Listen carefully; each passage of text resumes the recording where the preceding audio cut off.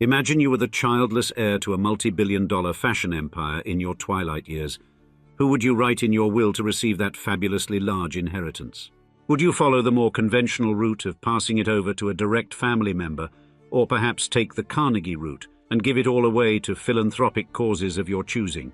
However, what if you, and hear us out on this one, considered a shockingly bold gesture of gratitude, such as bequeathing it to a practically anonymous person who made a profound impact on your life in an unexpected way? Indeed, in a move that can only be described as a remarkable deviation from the expected, Nicolas Puech, an 80-year-old mega-wealthy, old money heir of the Hermès dynasty worth roughly $13 billion, has decided to leave many of his billions not to the usual suspects of charity organizations or distant relatives, but to his gardener. Yes, his gardener. This isn't just any gardener, and this fellow, a 51-year-old father of Moroccan descent, has clearly done more than just tend to Puech's petunias. Described affectionately as an adopted son, he has become the unlikely heir to a fortune built on luxury fashion. But the details of Puech's original succession plan are as complex as one might expect from a tycoon. You see, originally, Puech's plan was to leave his entire fortune, estimated to be worth around $13 billion, to the Isocrates Foundation, a charity of his own making, focused on supporting journalism. Indeed, a previously signed inheritance contract with the foundation stipulates that Puech's shares in Hermès, a substantial 5.7%, would go to the foundation, unless he fathers a child. However, in a dramatic twist, he's attempting to sever ties with the foundation and leave around $7 billion worth of shares to his gardener by adopting him. But before we give you the sordid details of who will get their hands on the pot of gold, the foundation, or the family man gardener who could gain generational wealth overnight, we have to start at the beginning and explain just how one heir, among hundreds, could give away $13 billion while his family members remain wealthy, as we describe. The history of the Hermès dynasty, a family so rich that $7 billion could go to their gardener. In the high-stakes world of luxury fashion, the Hermès family, or the Dumas and Puech clans, has crafted a narrative as captivating as the intricate designs of their coveted Birkin bags, their net worth a kaleidoscope of wealth and fashion legacy, soared by a staggering $56 billion in 2023, and its sumptuous source is their reign over the French fashion titan, Hermès. This iconic house, like a perfectly tailored suit, fit the year 2023 like a glove, with a 35% rise in share value, embellishing their fortune to an estimated $151 billion. Indeed, such figures don't just speak, they shout in luxurious tones. At the helm of this luxury leviathan is Axel Dumas, a sixth-generation family member and a direct descendant of founder Thierry Hermès. Since assuming the role of Hermès CEO in 2014, Dumas has skillfully navigated Hermès through the competitive luxury boom of the last decade, elevating the brand to become the world's second-largest luxury company by market capitalization. And his leadership has been particularly impactful in expanding Hermès's presence in international markets, with a notable emphasis on Asia. And then there's Bertrand Puech, another family patriarch and brother of the aforementioned Nicolas Puech, who played a pivotal role in safeguarding the independence and family-led ethos of Hermès. His strategic maneuvers were crucial in thwarting the advances of Bernard Arnault, the one-time richest man in the world and founder of luxury conglomerate LVMH, who had allegedly sought to engage in a hostile takeover of Hermès. But Puech's actions were instrumental in ensuring that control of Hermès remained within the family, a move that has undoubtedly contributed to the brand's continued success and prestige. However, the Hermès family is much, much more than just a couple of multi-billionaire shrewd business operators. Indeed, this fashion mega-dynasty has a diverse and influential ensemble of over 100 members, with many continually exerting a profound influence over Hermès International. This illustrious group collectively owns more than 2/3 of the luxury goods maker, ensuring that the decisions and direction of the company are deeply entwined with the family's vision and legacy. As the Hermès family looks to the future, several members, including those from the Dumas wing of the empire, are preparing to launch a family investment structure, expected to be operational in 2024. This development indicates a strategic diversification of the family's interests and assets, further solidifying their influence and legacy in the world of luxury fashion. But how exactly does a so-called family business manage to not only survive, but thrive in the legendarily ultra-competitive luxury goods sector of the 21st century? Well, you might be surprised to learn that the secret isn't found in the classic old money playbook of changing the structure of generational trusts, the way the Rockefellers did, or placing your children at the top of each company under management, the way that Bernard Arnault has mostly done. You see, the key to the Hermès dynasty growing to unfathomable heights is in its unique business structure, which we'll investigate in the next chapter. In the bustling landscape of luxury fashion, the rise of Hermès stands out, defying the Goliaths of the industry with its unique blend of exclusivity and artisanal craftsmanship. And this French luxury brand, established in 1837 by Thierry Hermès, didn't ascend to prominence through the usual paths of mass production or ubiquitous marketing campaigns. Instead, it carved a niche through a steadfast commitment to a unique mix of exclusivity and high-quality craftsmanship. Specifically, while powerhouses like Gucci, Yves Saint Laurent, and Louis Vuitton flexed their muscles with aggressive strategies, Hermès pursued a different path. For instance, LVMH Group, known for Louis Vuitton among other mega fashion brands, spent around 9.5 billion euros on advertising and promotion costs worldwide in 2022, while Hermès has always played a different game. Its marketing expenses are a mere fraction of its revenue, about 4%. And this decision is not born out of frugality, but a strategic choice to maintain an aura of exclusivity. Undoubtedly, this understated approach has cultivated a mystique that continues to attract a dedicated clientele, and its products, unlike those of its competitors, are not available online and are rarely seen in stores. The brand operates on an invitation-only model, where high-spending, loyal customers are offered the chance to purchase their coveted products. To even be considered for the purchase of a Hermès bag, customers must first demonstrate their loyalty through consistent purchases of other Hermès items, such as scarves, perfumes, or jewelry. And this strategy of controlled scarcity has transformed Hermès products, especially the iconic Birkin and Kelly bags, into highly sought-after treasures that often appreciate in value, a rarity in fashion accessories. Furthermore, the production process of each Hermès bag is an icon of traditional craftsmanship and meticulous skill. Each bag is handcrafted by artisans in France, with the creation of a single Birkin bag taking up to 48 hours of labor. Additionally, Hermès artisans undergo a rigorous training regime, including a 4-year apprenticeship and an 18-month mentorship, before they're allowed to craft a bag. This emphasis on artisanal craftsmanship starkly contrasts with the industry's lean towards automation and mass production. And in the secondary market, where pre-owned luxury goods are traded, Hermès bags become even more valuable. Their rarity and exclusivity often lead to an appreciation in value, with returns outstripping traditional investments like the S&P 500 or gold. This remarkable phenomenon highlights Hermès' unique position in the luxury market, transcending the typical ebb and flow of fashion trends. Even more curiously, there was no evidence available during this moment a few decades ago that this family-owned brand would someday be able to go toe-to-toe against fashion's corporate leviathans, such as the $500 billion LVMH. In fact, Hermès seemed poised to be a relatively small boutique brand for its whole history until a few financial plot twists entered the picture, starting with the birth of its first patriarch, Thierry Hermès. The multi-billion-dollar Hermès saga begins with Thierry Hermès, born in 1801 in Krefeld, Germany, under Napoleon's vast empire.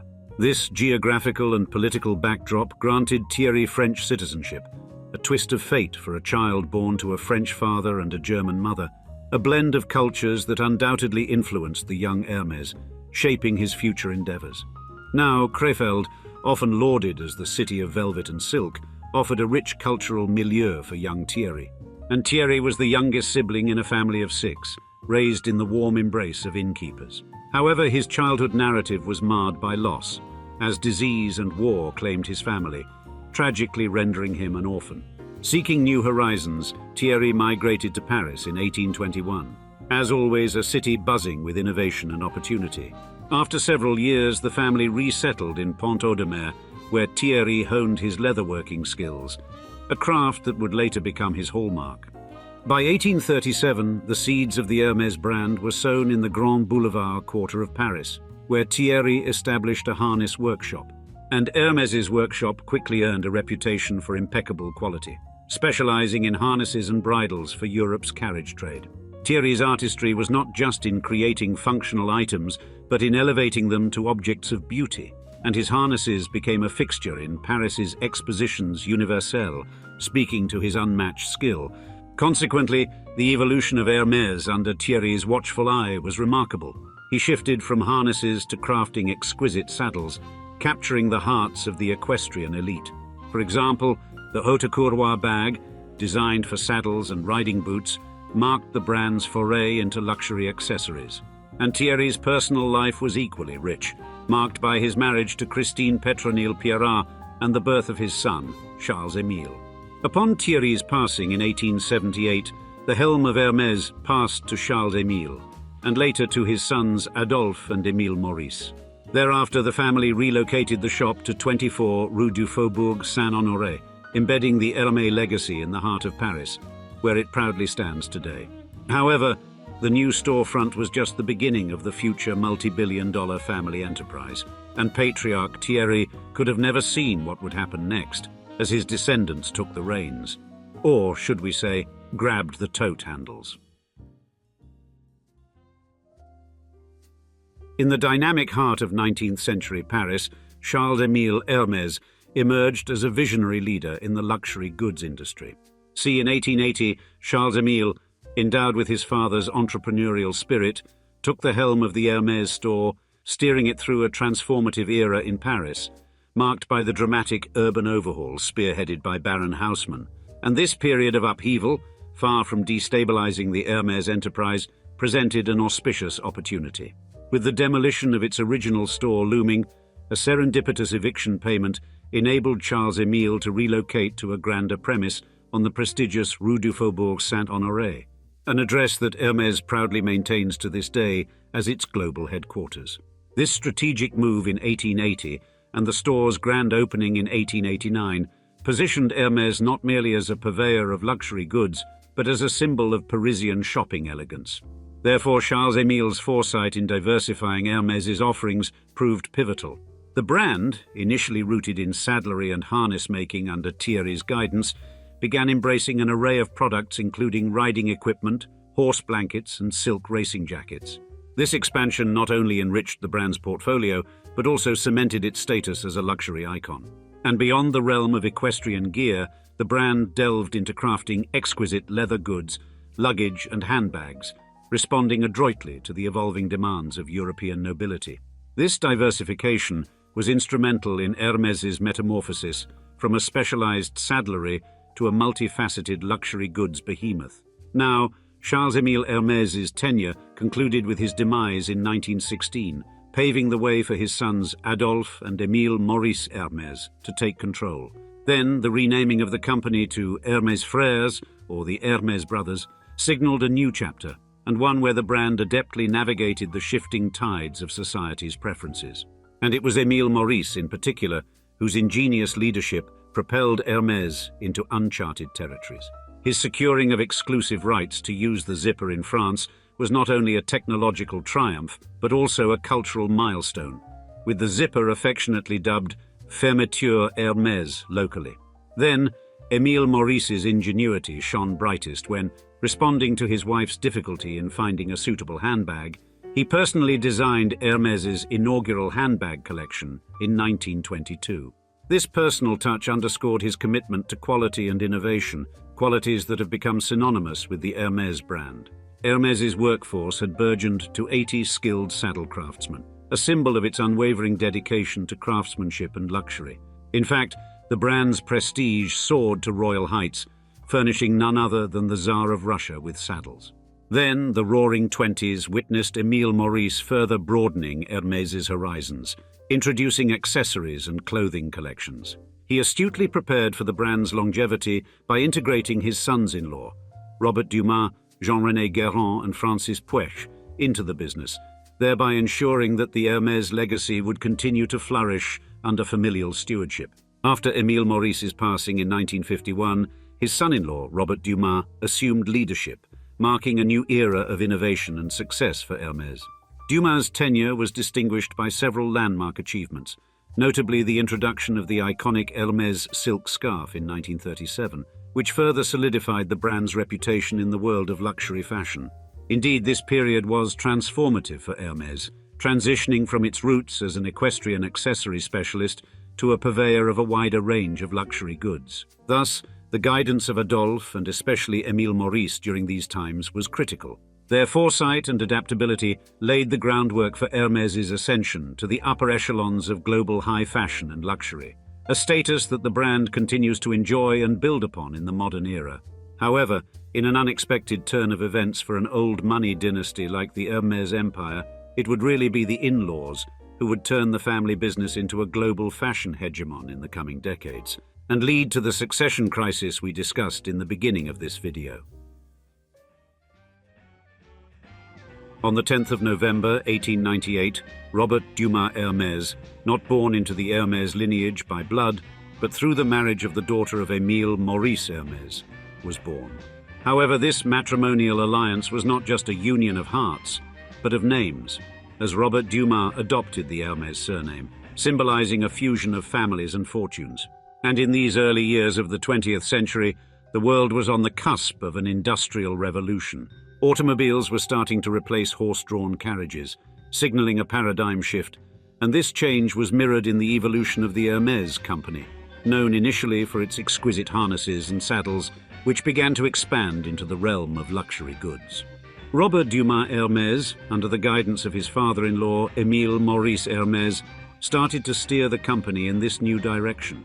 Parallel to Robert's story was that of Jean-René Guérin, Robert's brother-in-law, born in August 1907. Like Robert, Jean-René married into the Hermès family and joined the Hermès company in 1926, and his tenure lasted a remarkable 64 years, during which he played a crucial role in establishing Hermès' global footprint, launching the company's worldwide export division. Together, Robert Dumas Hermès and Jean-René Guérin were at the helm during a pivotal era, and they navigated the brand through a world transformed by technological and cultural shifts, laying the groundwork for Hermès' transition into a purveyor of luxury. For example, in the 1950s, the company introduced its iconic Duke carriage with horse logo and the now famous orange paper boxes. However, it was in 1956 when a Life magazine feature catapulted the brand to new heights. The magazine captured Grace Kelly, the globally famous actress and newly minted Princess of Monaco, using a Hermès bag to discreetly cover her pregnancy. This bag, originally named Sac des Pêches, was soon rechristened the Kelly bag after the princess, marking its ascent into the annals of fashion history. And in 1961, Hermès ventured into the fragrance industry, launching its subsidiary alongside the debut of the Caléchet scent. This name, a nod to a hooded four-wheeled horse carriage and a reflection of the company's logo, intertwined Hermès' heritage with its modern aspirations. Soon the family added Jean-Louis Robert Frédéric Dumas, born on the 2nd of February 1938 in Paris, as the son of Robert Dumas and a descendant of Émile Maurice Hermès, to the fold. Educated at the prestigious Institut d'études politiques de Paris and the Lycée Janson de Sailly, Jean-Louis' upbringing was not confined to the classrooms of France. His adventurous spirit led him on journeys across Iran, Afghanistan, Nepal, Scandinavia, and Czechoslovakia. Then, in New York, 1963, Jean-Louis Dumas, fresh from his military duties in Algeria, embarked on an adventure across the Atlantic. He landed a position in the buyer training program at Bloomingdale's, a name that resonates with the allure of high fashion and refined taste. And this period in New York was not just a mere stint. It was a crucible that forged Dumas' understanding of what it means to be a merchant, a vital insight that would later shape his approach to the luxury goods sector. But the year 1964 marked the true turning point in Dumas' professional life, as he joined the ranks of Hermès. Stepping into the company under the leadership of his father, Robert Dumas, Jean-Louis was poised to leave an indelible mark on the brand, assuming leadership of the company in 1978. However, before he could truly take the family name and business to new heights, he'd have to steer the brand through its most stagnant and difficult period in the business's history. In 1978, Jean-Louis Dumas, heir to the Hermès legacy, assumed leadership of the company, which, despite its illustrious past, was experiencing stagnation. But Dumas was poised for the challenge, and his tenure soon signaled a rejuvenation for Hermès. For example, Dumas injected a dose of modernity, introducing fresh talent, notably Éric Berger and Bernard Sanz, who reinvigorated the clothing division with new luxury lines. Thus, the 1980s and 90s under Dumas heralded unprecedented growth and creativity for Hermès. The iconic Birkin bag, born from an unexpected meeting between Dumas and actress Jane Birkin in 1984, became a symbol of luxury and a fashion staple. This period also saw Hermès diversify into ready-to-wear for men and home furnishings, widening its appeal and market reach. By 2006, this strategic expansion had borne fruit. Hermès' revenue climbed to $1.9 billion. Therefore, Dumas had not only revitalized the brand, but also redefined luxury on a global scale. His commitment to quality, craftsmanship, and innovation reshaped Hermès, balancing its rich history with contemporary demands. After 28 years, Dumas retired in January 2006. However, in the world of luxury fashion, few sagas rival the drama of LVMH's oncoming pursuit of Hermès, a storyline replete with corporate strategy and family legacy. You see, the stage was initially set in 2001, prior to Jean-Louis' death, when LVMH, led by the Machiavellian Bernard Arnault, discreetly acquired a 4.9% stake in Hermès. This move, subtle yet strategic, marked the commencement of a high-stakes game in the luxury sector. Fast forward to 2010, and Patrick Thomas, the first non-family CEO, had to grapple with LVMH having stealthily grown that almost 5% stake into 15%. Indeed, this accumulation was not just about numbers, it was about influence and potential control. In response, Hermès, understanding the gravity of the situation, fortified its defenses in December 2010. A private holding company owning 50.2% of Hermès shares emerged as a bastion against LVMH's advances, and amid this corporate tussle, legal battles ensued. Hermès, in a bold move, filed a criminal complaint against LVMH, accusing it of insider trading and manipulation. Certainly this wasn't just a legal maneuver. It was a statement of the family's resistance against a perceived financial invasion of the Hermès dynasty's legacy.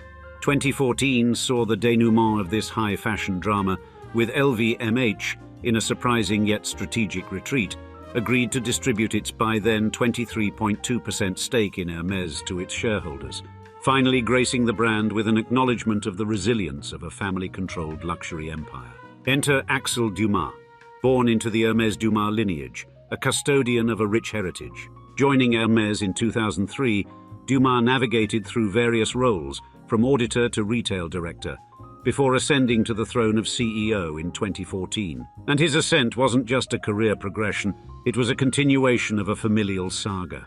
Under Dumas' stewardship, Hermès thrived, with sales skyrocketing and share price soaring, a testament to his commitment to heritage and independence. Therefore, Dumas' leadership was more than a managerial success. It was a celebration of the unique identity of Hermès. And thus we begin where we started, with one of the more than 100 heirs to the Hermès dynasty, perhaps sending off billions to his gardener, of all people. However, no matter what Nicolas Puech decides to do, after hearing this wild family chronicle, it's clear that the Hermès will survive and continue on undeterred. And now we'd like to see you in the comments. Tell us your opinion on the Hermès heir passing on his billions to his gardener. Is it a cute example of an old money scion finally giving back directly to the people that helped him? Or is it a tactless business mistake that might hurt the Hermès family in the end? We look forward to your thoughts, and thanks again for joining us for another episode. Cheers, until next time.